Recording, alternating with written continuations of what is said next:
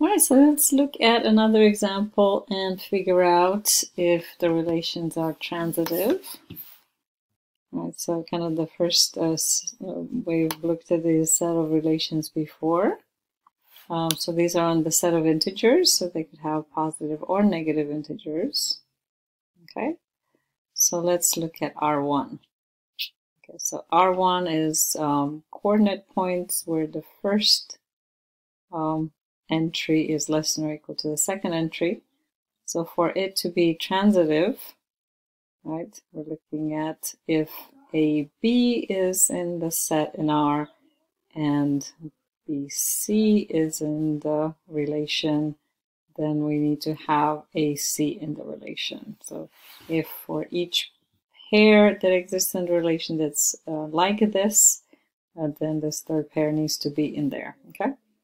So basically this says that if A is less than or equal to B, and if B is less than or equal to C, then we need A less than or equal to C, okay? So again, sort of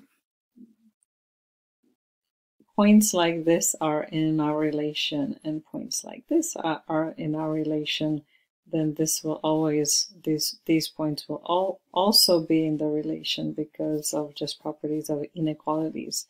So R1 is transitive.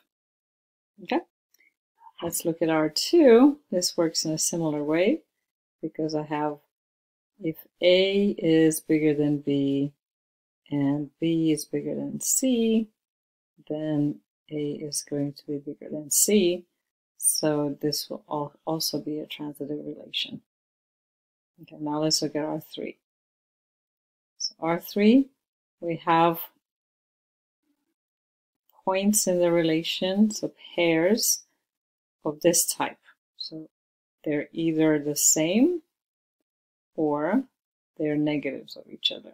Okay, so these are the kinds of points you're going to see in there. Okay, it's like 2, 2, 3, 3, 4, 4, or negative 4, negative 4, negative 5, negative 5. So they're, both coordinates are the same, or they will be opposites.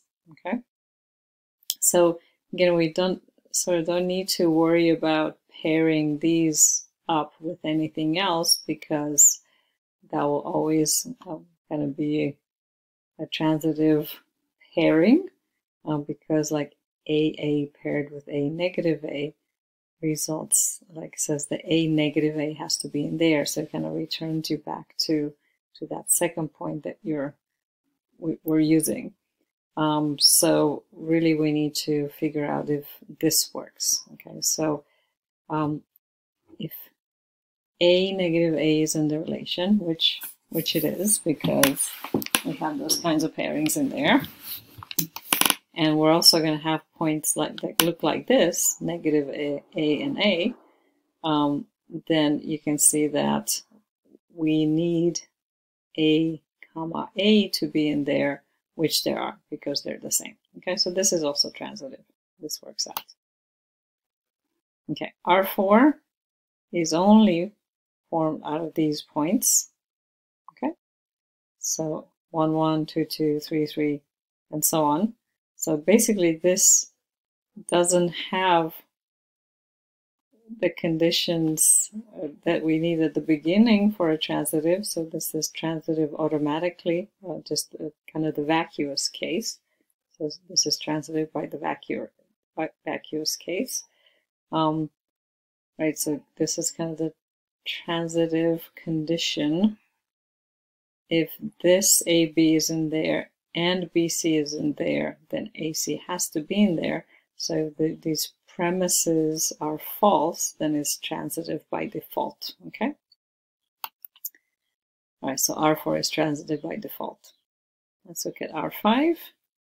So R5, we have coordinate points that look like this. So the first entry has to be one more than the second entry. So this is not transitive. We can find a counterexample. Let's say I have 3, 2. So 3 is 1 bigger than 2. And I have 2, 1 in the relation because 2 is bigger than 1. But this would mean for this to be transitive, this would mean that 3,1 would have to be a member of that relation, but 3,1 cannot be a member of that relation because it's not of this form. 3 is not just 1 bigger than 1. So this one is not transitive. Okay, now let's look at R6. We need to have pairs of points where this is true. A plus B is less than or equal to 3. And again, we're going to look for a counterexample. So let's look for 3, 0. So I know 3, 0 is in my relation because 3 plus 0 is less than or equal to 3. And 0, 2 is also in there, right?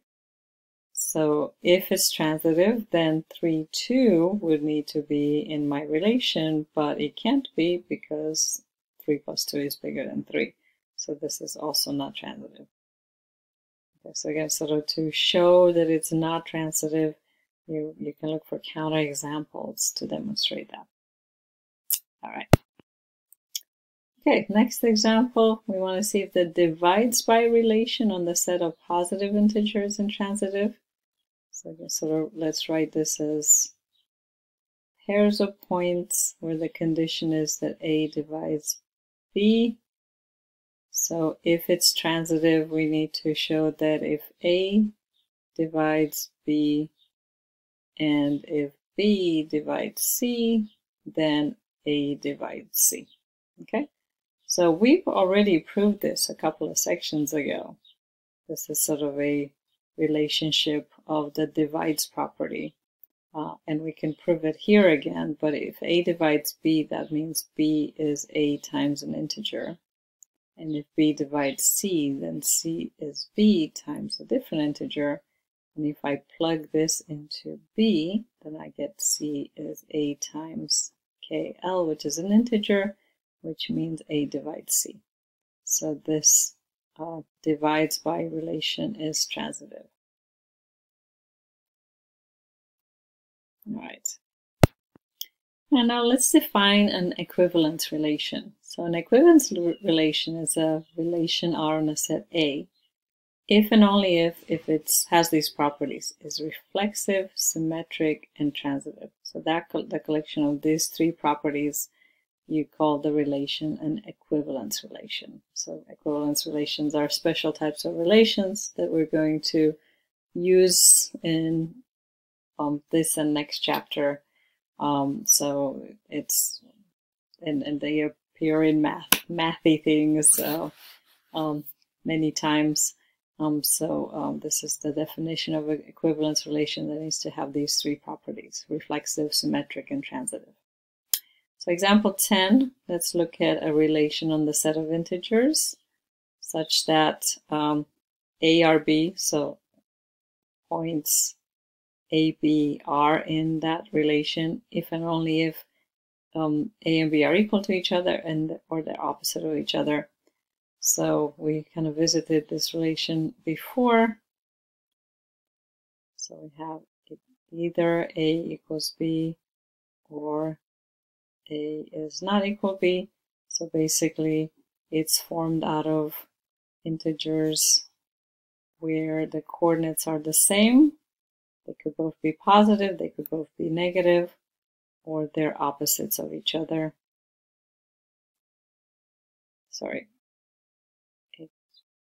Yes, correct. Or they're opposites of each other. Okay, so you can have anything like that. So again, A could be a positive number or it could be a negative number. Okay, so it's reflexive. Okay, reflexive means that all the doubles appear amongst other things. It needs to be exclusively the doubles, but all the doubles appear for all the positive or negative integers, so because this is fulfilled, so it's reflexive. Now let's look at symmetric. Okay, so there's going to be symmetric because, right, if a pairing appears, then its inverse also needs to appear.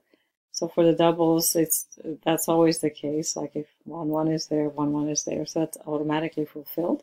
But for these ones, right, A, negative A, So if this appears in the relation, we gotta make sure that this appears in the relation.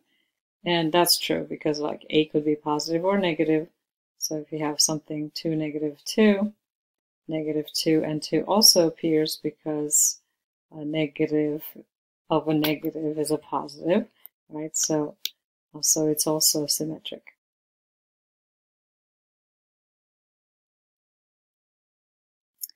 All right, and we need to show that it's transitive. Okay, so transitive property, basically have if A minus A isn't there, and if negative A isn't there, can I say that A isn't there? And that's certainly true. Okay, so again, these are the only kinds of pairs of numbers appearing, and definitely the A appears there too. We don't really need to look at this combination here, because if you sort of pair up something that ends in A with a double like this will always return the original sort of point if you kind of look at a transitive relation. But you can check that, and that appears too. So this is transitive. Okay, so because it fulfills all three, then this is an equivalence relation. All right.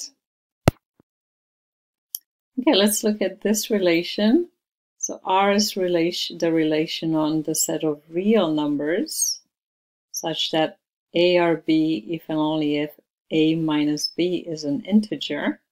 So let's write this relation in set builder notation. So this contains pairs of points A, B, such that A minus B is K, where K is an integer, and A and B are real numbers. Okay, so they don't have to be integer. They're real numbers. They could be positive, they could be negative. Okay, so let's check for reflexive property.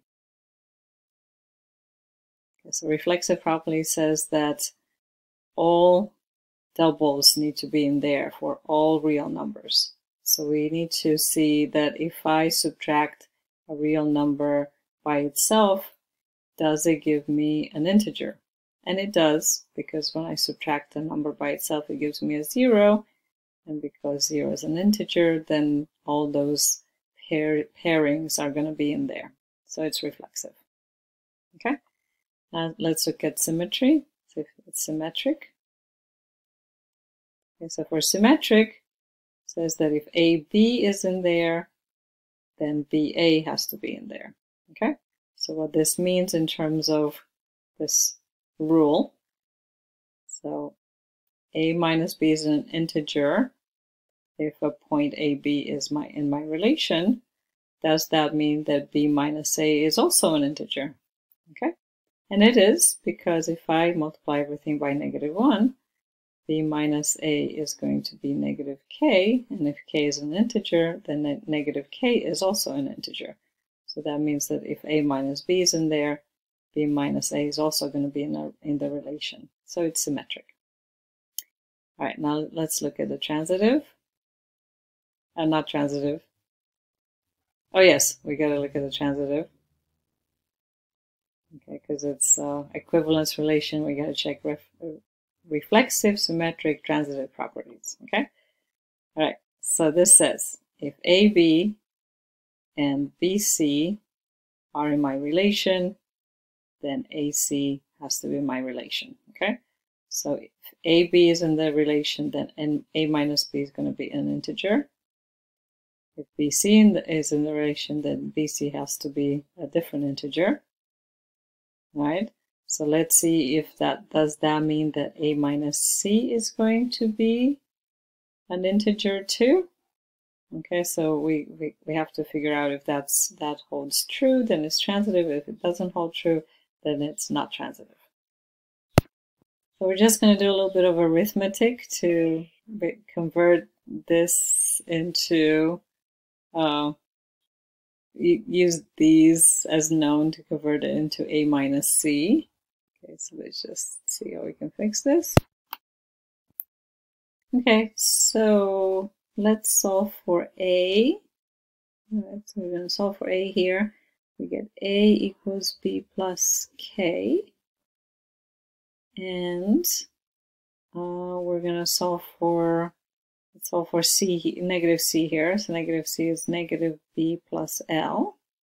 So we're going to add these together. So A is B plus K, and negative C is negative B plus L. If I add these together, I'm going to get these to cancel, and A minus C equals K plus L. And K plus L is an integer, so that means the transitive property is also fulfilled. Right, so this is going to be an equivalence relation.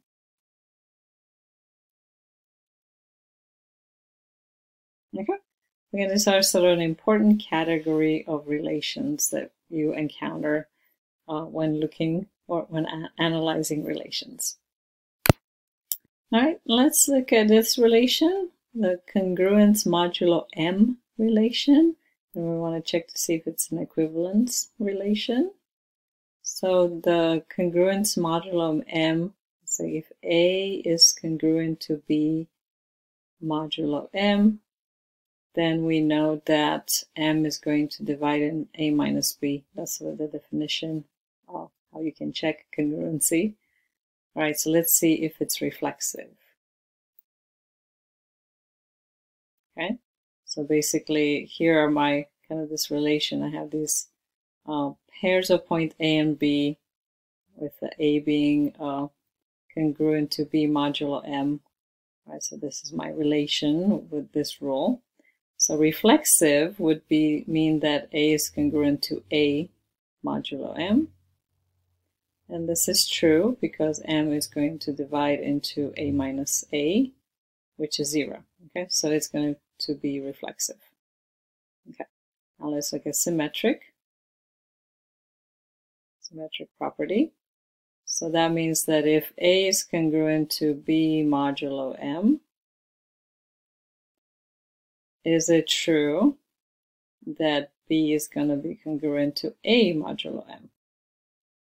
Right. So again, let's look at the definition. So A congruent B modulo M means that M divides into A minus B, right? And that certainly means that M is going to divide into B minus A, right? So it's just sort of the opposite, the negative. If M divides into a number, it's also going to divide into its opposite. So it's also symmetric. All right, so let's look at the transitive way. So transitive relation would mean that if A is congruent to B mod M and B is congruent to C mod M, then that would mean that A is congruent to C mod M. Okay. Again, I think this is something that we've proved that it's true previously, but we can look at it a little bit more again. So if A is congruent to B mod M, then M divides into A minus B, which means that A minus B is an integer times M. If B is congruent to C mod M, then M divides into B minus C, which means that B minus C is an integer times L. And if I plug something into another, or if I add these together, so add these together, A minus B plus B minus C is going to be A minus C, and on this side is going to be K plus L times M. Then because A minus C is an integer times M, then M is going to divide in A minus C, which means that A is congruent to C mod M. Right, so the transitive property is also proven. So this is an equivalence relation. So this is true. Okay, let's stop this part of the lecture here, and we're going to talk about partial orderings in the next video.